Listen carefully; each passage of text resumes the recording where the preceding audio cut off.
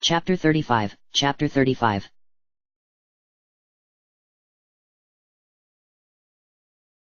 Chapter 35, The Mover of Pawns.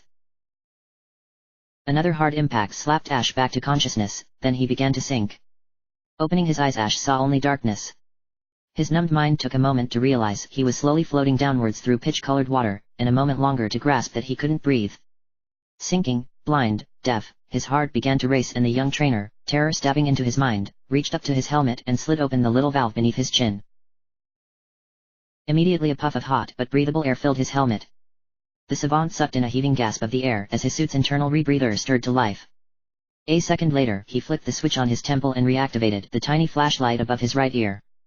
A little cone of light illuminated his dirty and murky surroundings, and Ash thanked all his luck the device still worked. Only then he noticed the fiery pain pressing in at him from every angle. His head burned, his back felt broken at every vertebrae, every muscle protested the slightest move, and Ash, still canned in his armor, screamed for the pain. He pressed his eyes so tightly shut his headache worsened and thrashed in the water despite his body's complaints. Before he had time to sink much farther, Ash felt a ripple through the water.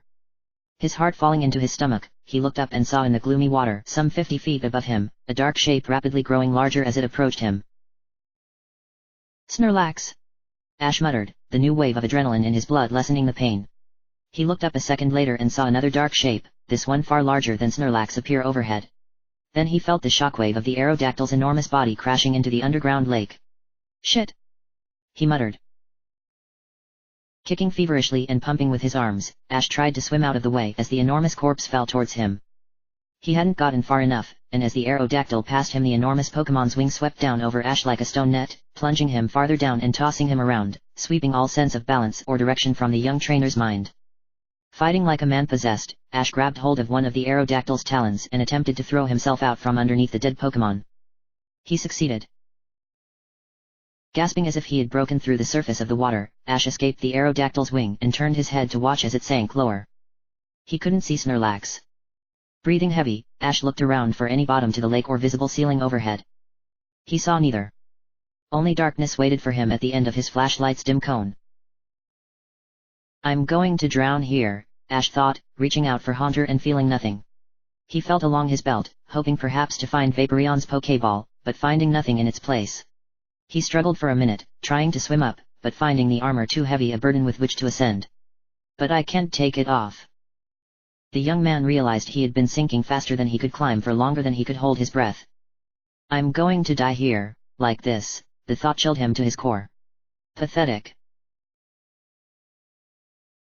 Before he could sink much farther into melancholy, Ash felt a slight tug at his armor.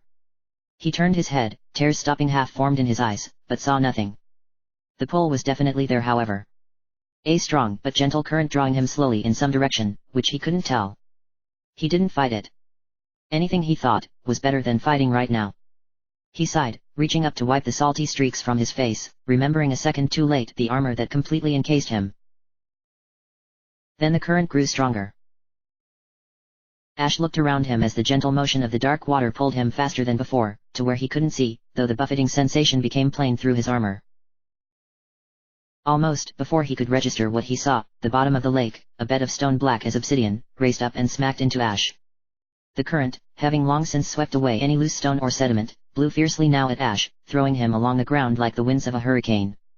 He heaved and tried to fight the water as it propelled him along. A moment later, the floor began to curve up, then sharply down as the bottom of the lake terminated in a long break with the walls rushing towards Ash. The young trainer saw the frothing water now as gravity sucked it down the canyon. He pulled his knees to his chest and wrapped his arms tightly around them as the current sucked him through the gap between the lake bed and the obsidian wall.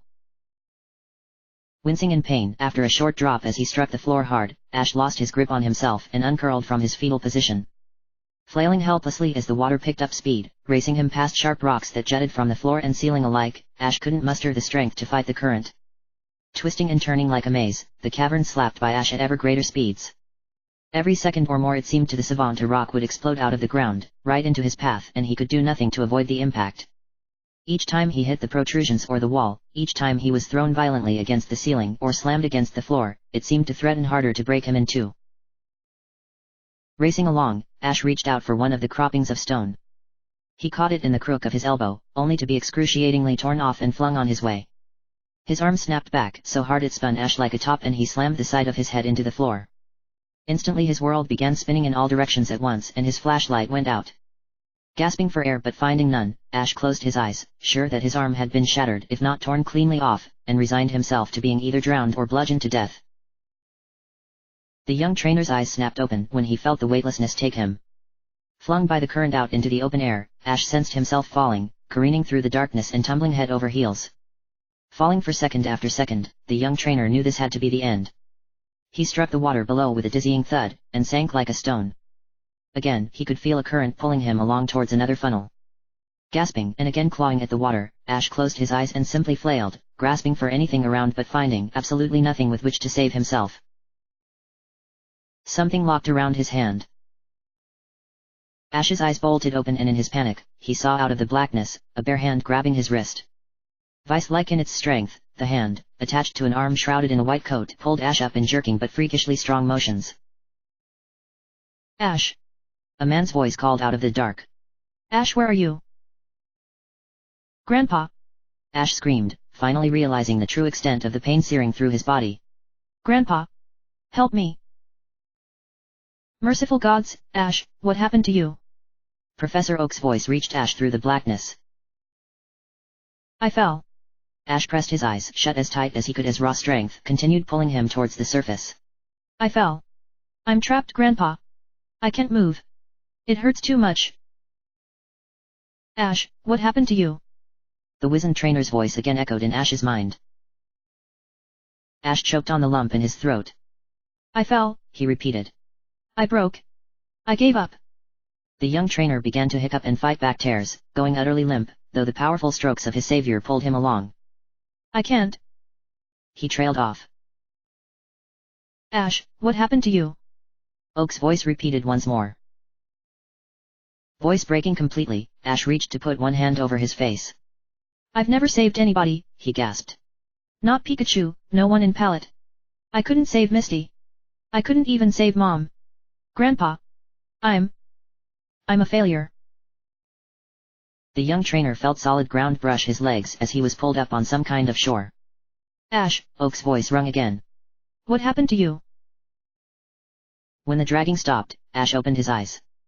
Arcanine, his fur glowing dimly, stood with the trainer's arm in his mouth, whimpering and pawing at the ground. The massive canine set Ash's arm down and stepped over his trainer, turning around once as if to bed down the grass that wasn't there, and sitting down, wrapping around Ash like a wolf around his pup in the process. Taking a deep breath, Ash sniffed back a final sob and reached up. Pulling off his helmet, he set the battered bit of armor aside, ran his hands up into Arcanine's mane, and pulled himself deeper into the Pokemon's warm fur as Arcanine's tail began to thump the ground. At that point Ash noticed the dim glow in the air came not from Arcanine, but rather from the flickering flame atop Charizard's tail, the light reflecting softly off Arcanine's mane. The dragon, unconscious, lay a few feet away, positioned too gently to have landed there haphazardly. Ash looked up at Arcanine. "Did you save him, too?" Arcanine's tail thumped a little faster. Ash lay there for a minute, focusing on nothing but breathing and staring down at the black sand on which he lay. A dull rumble slowly rose in the background, and Ash sat up. "I can hear," he muttered. He turned and saw behind him, barely visible in the colossal cavern, an enormous waterfall. It ran as far as Ash could see in the limited light in either direction and just as high, crashing down into the pool from which Arcanine had pulled him. Where the water went from there, Ash couldn't tell. "A little," he muttered. What he guessed should have been a deafening roar from so much water barely registered in his hearing. "Better than nothing," he said, pushing himself up to his feet and growling with the effort as his entire body protested. Charizard coughed and hacked, opening one eye only part way. Ash hobbled to the dragon's side and put one hand on his ribs. Charizard opened his eye fully then, setting his head back down on the sand as he looked up at Ash. The dragon growled and closed his eyes, but continued breathing while the young trainer surveyed the damage. Charizard's wings remained mostly intact. A few lacerations, washed clean by the water, had already scabbed over. His scaly armor looked to be more or less undamaged, but Ash winced when he moved to Charizard's other side and saw the damage done to his Pokemon's arm. The limb lay broken and twisted at an odd angle, withered almost, and Ash's heart sank to see it. "I'm so sorry," the young trainer muttered. He reached out to put a hand on Charizard's arm, but recoiled when he thought better of it. A moment later the dragon stirred and, with a grumble, tried to push himself up. The dragon hissed as soon as he put weight on the broken limb and fumbled back down to the sand, a motion that sent Ash scurrying backwards to give the Pokémon a berth. Charizard propped himself up on his good arm and craned his neck to observe the damage. Eyes narrow and sharp, he looked intently at the way his arm twisted sharply backwards at the elbow. He shifted his weight and braced his shoulder against a rock protruding from the sand end, closing his eyes and gritting his teeth, fell downwards. The dragon howled as his elbow snapped again, this time back into the proper position, and he lay there for a long minute, breathing heavily. Slowly moving forward, Ash put a hand on the Pokémon's shoulder again and studied his Pokémon. Charizard's arms looked the same now, though Ash could only imagine the pain Charizard had endured to get them that way. He sighed and let the Pokémon rest, turning away and shifting his attention when a small glint of light caught his attention. Followed by Arcanine, Ash stumbled along the black beach for a few yards and dropped to his knees beside the little purple shard that glittered among the countless grains of obsidian. Brushing the debris away, Ash drew in a breath, astonishment playing on his features. There, unceremoniously in the sand, lay the Master Ball. He reached down and picked it up, holding it before his face in the dim light and instinctively checking along his belt. "This is it then," he said, finding a single empty Pokéball at his hip and watching the Master Ball glitter in the light from Charizard's tail. "One shot." He clipped the orb to his belt. "Thanks, Grandpa." Ash and Arcanine both whipped around as a heavy splash echoed in the enormous chamber. Arcanine, up on alert in an instant, barked once and before Ash could say a word, bolted off towards the water. Leaping through the air and diving into the water like a falling spear, Arcanine disappeared beneath the murk. Ash watched for a second, stunned, looking between the water and Charizard, who also sat up alert and watching the surface of the lake. Bursting up to the surface, a massive clawed hand tugged at the air as if to pull itself up higher. Ash rushed to the edge of the water as his Snorlax pulled itself ashore, Arcanine underneath its belly and helping the massive Pokémon to land.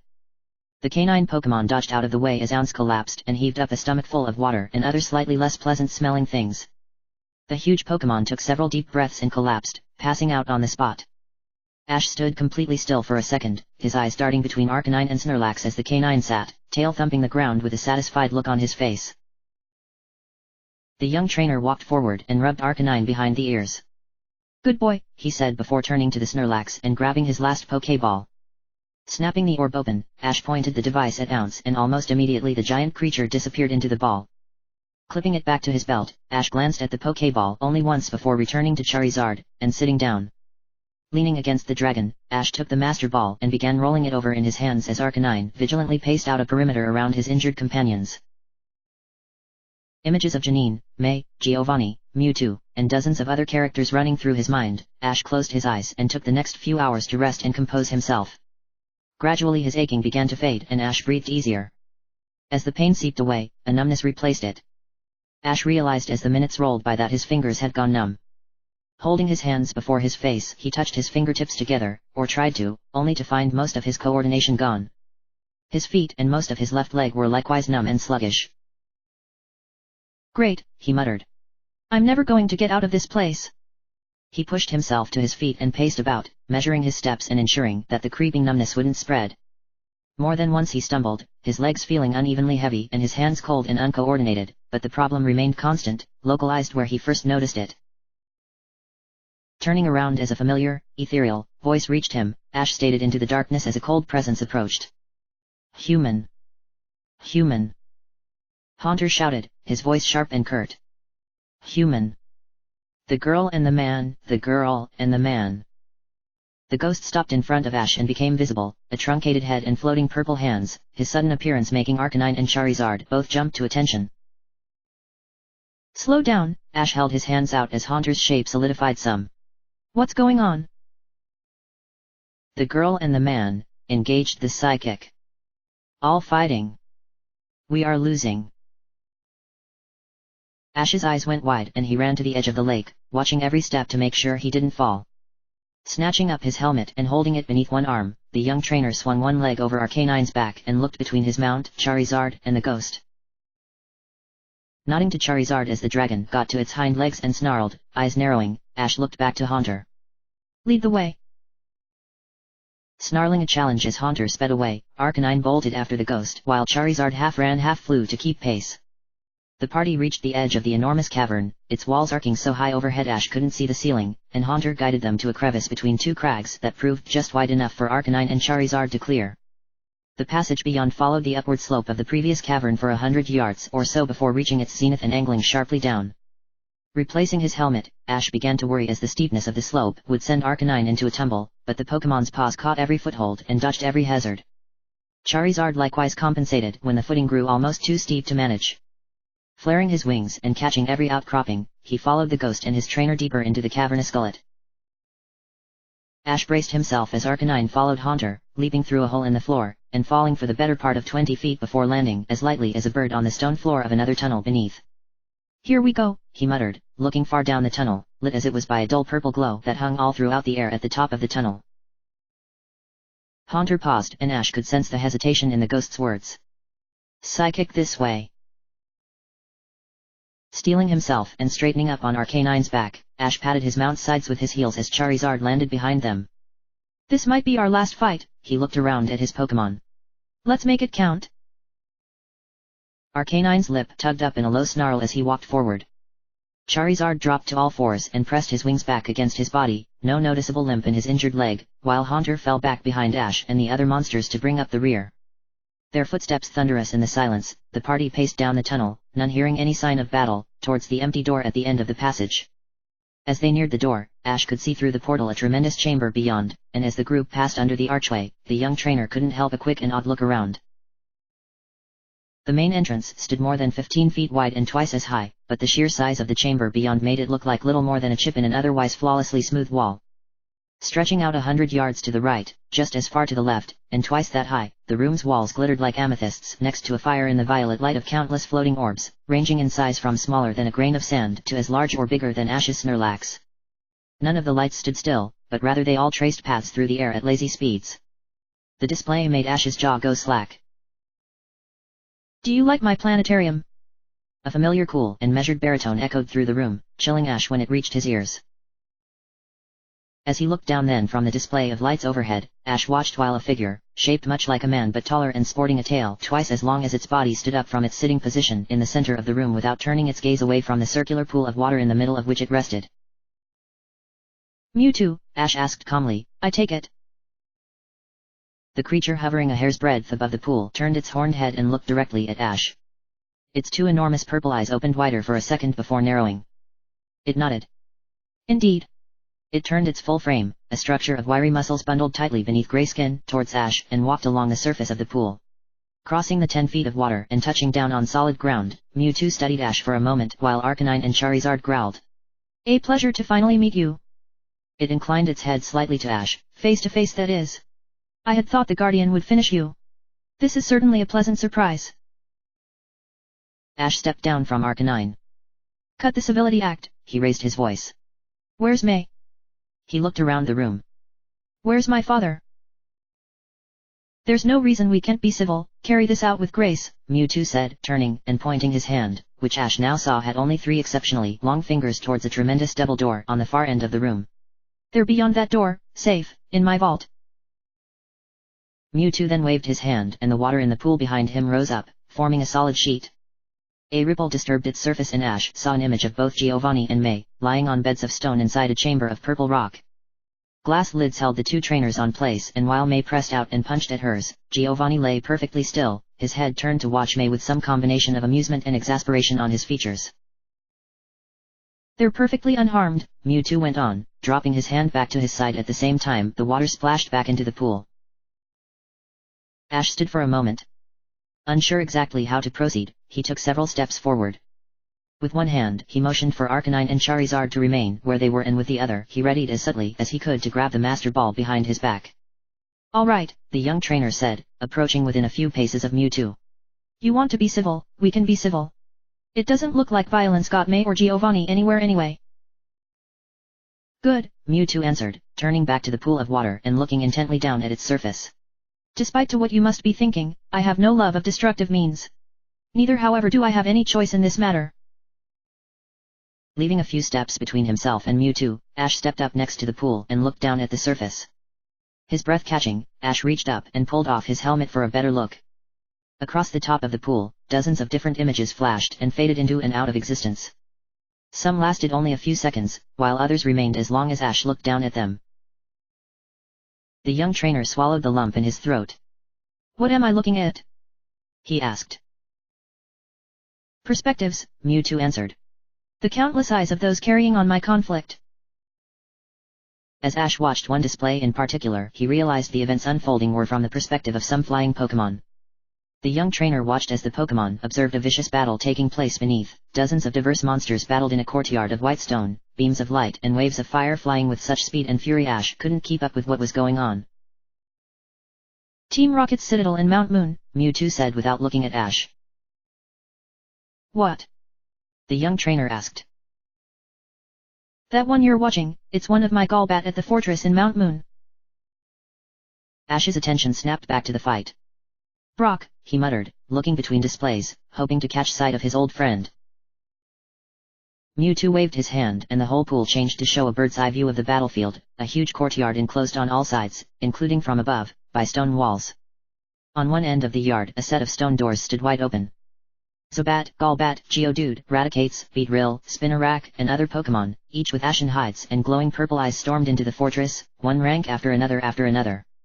The Pokémon through whose eyes Ash and Mewtwo watched darted about the upper levels of the courtyard, hurriedly looking this way and that until it spotted an Onix with a sharpened tail. It flew down then for a better look. Immediately Ash spotted Brock on the front lines of the conflict, his brown armor dented and in many places torn away. The grizzled trainer, watching two men go down at his side, leapt away just as a swarm of Zubat descended. He shouted an order Ash couldn't hear before grabbing a Pokéball and banishing his Onix into its confines with a flash of white light. Immediately thereafter, Brock turned and ran for the doors on the other side of the courtyard as his line of defending trainers and their infantry support crumbled in their retreat. Mewtwo crossed his arms behind his back. "And now the arduous chore of room-to-room fighting in a fortress meant to withstand any attack." He waved his hand again and the image changed while Ash stood frozen and silent. This time the surface of the water reflected an image of a giant city, Saffron Ash realized, from the perspective of some Pokémon on the ground. Hordes of Raticate and Machamp and Arbok, again with pale hides and glowing eyes rampaged through the streets, while Spearow and Zubat blotted out the sky. Changing rapidly again, the pool showed another battle. This time Ash recognized some of the psychics from Sabrina's gym standing in a circle in a narrow passage the young savant guessed to be underground. The image shook and dust fell from the ceiling as the psychics, focusing on maintaining a purple barrier blocking the passage, held hands and chanted words Ash couldn't hear. Beside them stood men in Sabrina's fine armor, wielding spears and hammers alongside Pokémon such as Growlites and Machops. Opposite the psychic's barrier a legion of Mewtwo's Pokémon waited. As their ranks parted, an enormous Machamp with all four of its hands removed and replaced with metal weapons stepped forward. The augmented Pokémon reared back with an arm that ended in a wicked steel spike and punched forward. The spike struck the barrier with such force the surface rippled and a crack spread from corner to the other. Again the Machamp reared back and drove the spike into the same place, driving a hole cleanly through the barrier and sending a spiderweb of fractures across the shield. A third time the Machamp readied to strike as the psychics began to tremble, but this time lashed out with sledge that smashed through the barrier and sent shards of purple spinning into oblivion. Violence erupted instantly as both Mewtwo's army and Saffron's defenders charged each other. Looking amongst the faces as blood spattered here and there and ran on the floor like water from a broken mane, Ash spotted one familiar figure. Bailey, his trademark hard hat dented and dinged, stood with a shield in one hand and a heavy club in the other. When his Pikachu fell, cut down by the enormous Machamp, Bailey roared and broke rank, charging forward and bringing his club down on Eradicate's skull. The Pokémon's head deformed with the blow, blood and brain and bone scattering in all directions as Bailey's blow completely demolished the creature's skull. Mewtwo sounded almost amused, Ash thought. "Mr. Bailey has spirit." Both Mewtwo and Ash watched with blank expressions as Bailey charged the Machamp, swung his club into its leg, and sent a splatter of its blood across the floor in the process. He raised his shield and staggered from the Machamp's retaliation with its hammer arm. He tried to turn out of the blow's way as the giant Pokémon stabbed with its spike, but couldn't remove himself from the attack's path. When the spike struck his side the weapon grazed off his armor, but left a jagged tear in his breastplate and knocked Bailey to the ground. Before he could recover, the Machamp stepped forward and stomped its foot down on Bailey's chest. The man gasped as his weakened shell collapsed and his eyes bulged from the impact. As he struggled helplessly against the Machamp's titanic weight, a horde of Rattata descended on him, fangs sinking seemingly without resistance into Bailey's exposed face. Bailey screamed and gurgled only briefly as the Rattatatas took his skull apart one bite at a time, leaving in its place a bowl of bone, emptied of its contents by the ravenous monsters. Ash turned away and Mewtwo waved his hand, banishing the display and leaving the surface of the pool blue and undisturbed. Fighting to keep his composure, Ash only stared down at the ground. "Why are you doing this?" he asked. "What could you possibly gain from wiping us out?" "Actually," Mewtwo held up a finger. "I stand to profit nothing from this. In fact, there is quite a net loss of resources to be accounted for after this venture." Ash turned on the tall Pokémon. "Then why?" he asked, still maintaining his composure. "Why wipe us out?" "Survival," Mewtwo answered. "My survival. You see, it's only natural that there can be only a single apex species in a given environment. Humanity has occupied that slot on this entire planet for millennia and they've proven over and over again that they are unwilling to share it. Anytime something rises to challenge them for their place as sole custodian of anything at all, they squash it. Humans as a species have only slaves and enemies. Their slaves might be happy in their station, your Arcanine companion is a perfect example. But they are still slaves, and I will not be a slave." Ash turned back to face the Pokémon. "No one is asking you to be a..." He stopped short and went silent. "Realize the fallacy in your thinking, did you?" Mewtwo went on. "I was created to be a slave. Safeguards were put in place to kill me should I ever try to rise above that station. Even then, I was engineered with a fatal disease already woven into my very genetic makeup to ensure I wouldn't live long enough to outgrow my place as a slave." It paused. "Fortunately, for me that is, those obstacles are easily, from my perspective, overcome." Taking several steps away from Mewtwo, Ash began pacing without looking away from the Pokémon. "So where do we go from here?" he asked. "I came down here to neutralize you one way or the other, but I'm not stupid." He made sure to keep his hands clear of the Master Ball. "You took Giovanni and May together and I've got less firepower than either of them." On the contrary, Mewtwo went back to watching the pool as yet more images began rioting across the display. "I've seen all three of your Pokémon in action and to be perfectly honest, I'd be more inclined to fight any two of the Elite Four at once than I would to battle you even in your current state. You savants are worth taking seriously and of all the ones I've tracked, you, Ash Ketchum, are the most talented." Ash couldn't hold back a single laugh, shifting his helmet from beneath one arm to the other. "Do you flatter all of your enemies like this?" Mewtwo waved his hand over the pool. "I give credit where it's due." He watched for a second longer. "But to answer your previous question, where we go from here is in no small way up to you. After all, you were the one who went to all the trouble of getting yourself down here in the first place, it would be rude not to offer you some hospitality at least." Ash had to shake his head a little, taken aback by the statement. "Hospitality?" he pressed. "If you've had a change of heart," Mewtwo responded, "and decided to let me be, then you're welcome to stay here as long as you like. I have food and supplies, accommodations both left over from Lavender Empire and of my own fabrication. I can entertain your company or let you alone, and once my business is done on the surface, it shouldn't take more than a month or two, you'll be welcome to return to the surface or stay here. Or we could fight it out and see how that goes. Really, it's whatever you would prefer." Frozen by the offer, Ash couldn't keep his jaw from going slightly slack. "A month or two?" he asked. "What on earth are you planning to do?" The young trainer kept his eyes locked on the psychic before him. "After I finish with the surface?" Mewtwo inquired, waiting until Ash nodded before pointing up towards the floating lights, of which there were more springing into existence every minute. "Whatever I want," it said. "I've taken a liking to mapping the sky and currently have well over 900 million stars accounted for. And I estimate that's barely 2% of 1% of the stars in this galaxy alone. Even at my current rate of 30 or so stars per second, this should keep me busy for some time." "That's not really what you're asking though," Mewtwo went on. "Am I right? You're less interested in where my plans are going from here than how they got to here in the first place, correct?" The psychic stood up from gazing into the pool and turned to face Ash, emphasizing just how much taller he stood than the young trainer. For a moment he watched Ash with eyes smoldering purple before it occurred to the young trainer that Mewtwo lacked any visible mouth. "Professor Elm," Ash said slowly, "seemed to think that you were behind pretty much all of the trouble that's been brewing for a few years. I don't suppose you would care to expand on that theory?"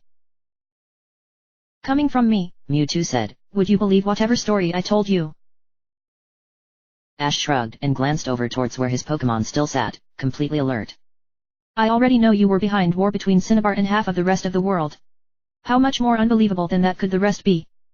Get him monologuing, Ash thought to himself, quickly pushing the thoughts out of his head for fear of Mewtwo hearing them. Before that though. He changed direction. Why are you being so friendly? Back at the summit in Saffron you came across like a comic book villain. I don't get the change. Theatrics, Mewtwo answered. Plain and simple theatrics. An enemy of monolithic scale was the only threat against which all of the gym leaders and their followers, the Elite Four, Team Rocket, and all of the other various factions in Kanto would unite. So you wanted to unite us against you?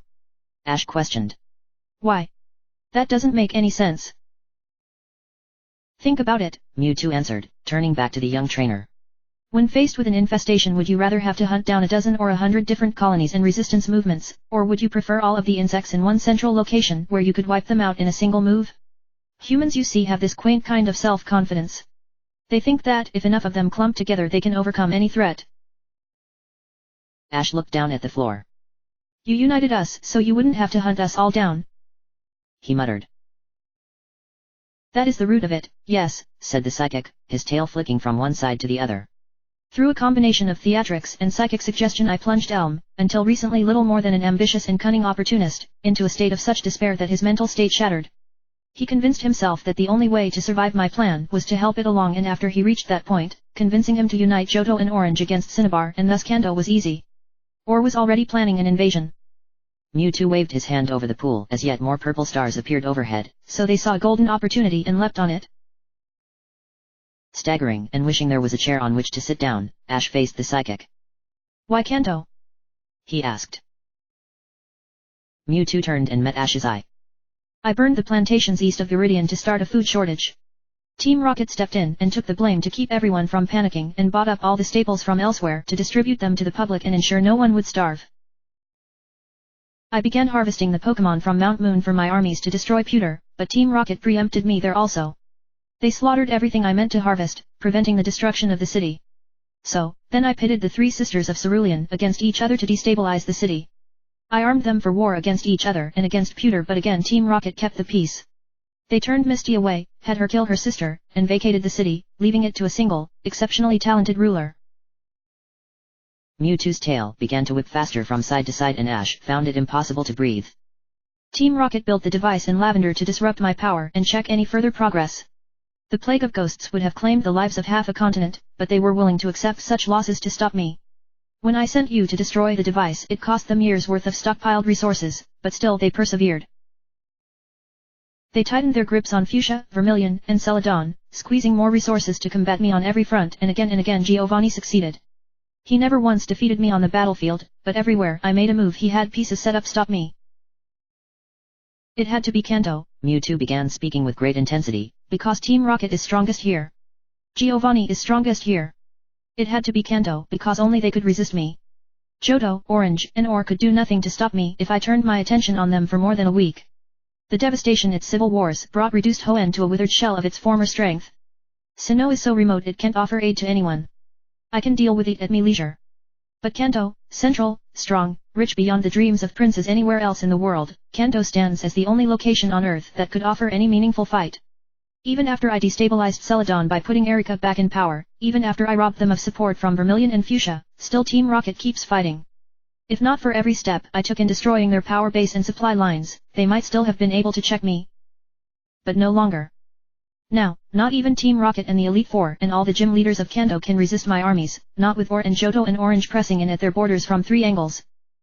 And once these human forces, all the greatest soldiers and trainers this world has to offer, have beat themselves to death against each other, I will finish off the remnants, and my survival will be assured.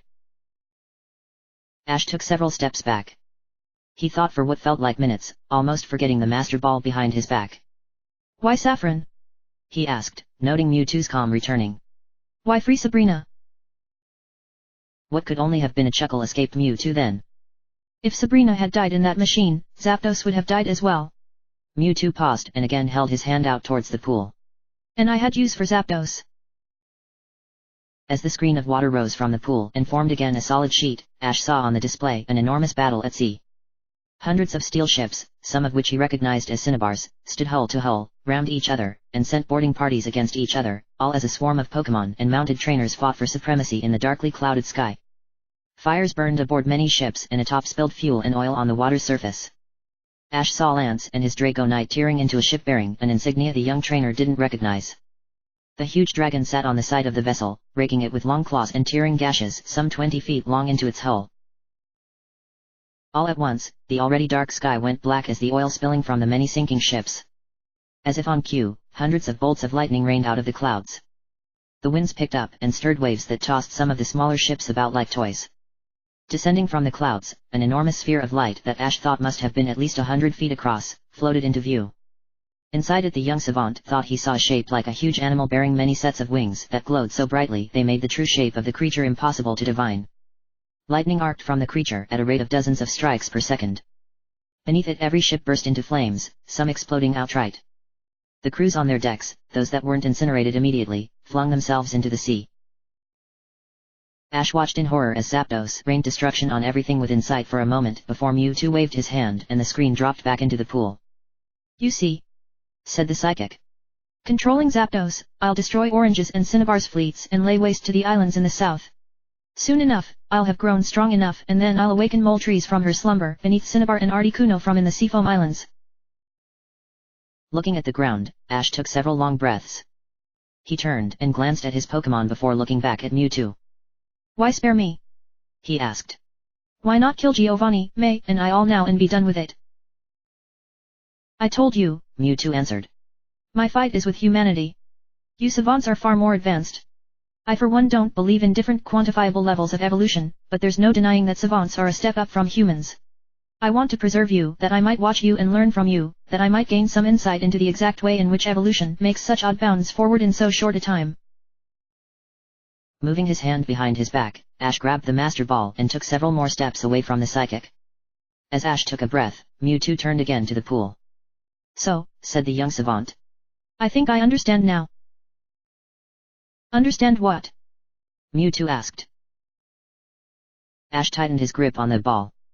"That it's been you this entire time, fucking up the world." The trainer's eyes narrowed. "And that I owe you hell." Ash screamed and flung the Master Ball forward. Spinning through the air, the orb shot towards Mewtwo like a stone from a sling.